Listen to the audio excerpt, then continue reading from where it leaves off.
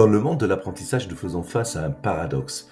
Alors que nous cherchons à évaluer les compétences réelles, nous nous basons souvent uniquement sur des livrables finaux et des rapports écrits. Euh, Cette approche pose deux problèmes majeurs, je pense. Le premier, c'est qu'elle ne capture pas le processus de réflexion et d'adaptation de l'apprenant. Et ensuite de ça, elle pénalise injustement ceux qui sont en difficulté avec l'expression écrite. Pourtant, ces apprenantes et apprenants peuvent avoir un excellent raisonnement, une vraie créativité et un savoir-faire précieux. Et comment justement leur permettre d'exprimer pleinement leur talent. Euh, Nous avons pensé à un dispositif que l'on va appeler Voxfolio, et non pas Foxfolio. Alors, avec cette démonstration avec Mehdi. Mehdi, c'est un excellent stagiaire en pâtisserie. Il a parfois du mal à structurer ses écrits, et pourtant, si on lui laisse la liberté de s'exprimer et de détailler son explication comme il le veut librement, prenons un exemple d'un passage de sa contribution.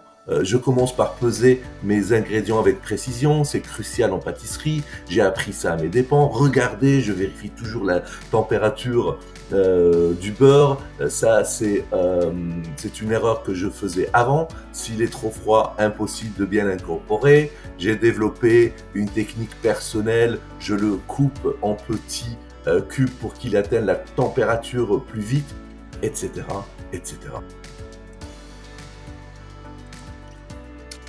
Salut, moi c'est Thomas. Là je répare un vélo, le changement de vitesse qui marche plus bien. D'abord j'ai regardé si ça venait du fil. Et oui, il était trop lâche. Un truc que j'ai appris, faut toujours vérifier les petites vis au bout avant de toucher au fil. Après, j'ai desserré pour le retendre. À la fin, je teste toutes les vitesses et je nettoie bien tout. C'est super important.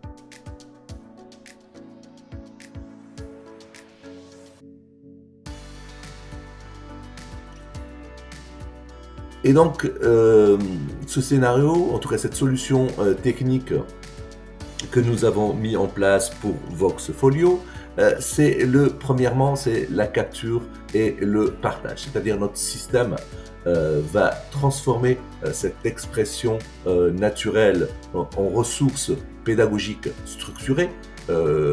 Comment? Grâce à une chaîne d'outils qui sont, je pense, innovants, mais en tout cas accessibles à toutes et à tous.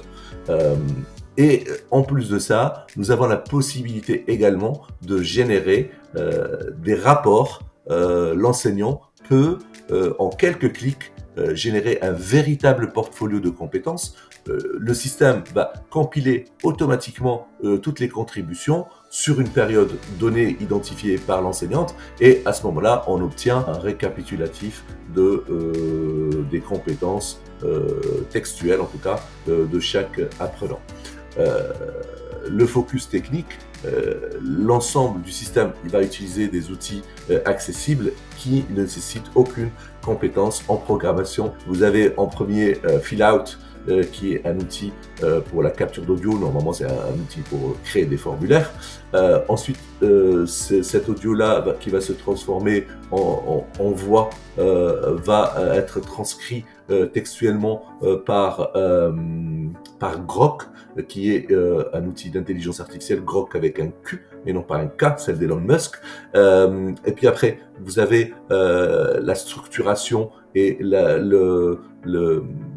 l'identification du prénom de la personne, des compétences, etc., par l'outil d'OpenAI ChatGPT, et puis tout ça va être transmis dans une base de données pour le stockage et le partage qui est Airtable. Bien sûr, l'ensemble de ce scénario se déroule dans un outil qu'on connaît, en tout cas dont j'avais déjà parlé, qui s'appelle make.com. Ce dispositif s'adapte à des contextes vraiment multiples d'apprentissage.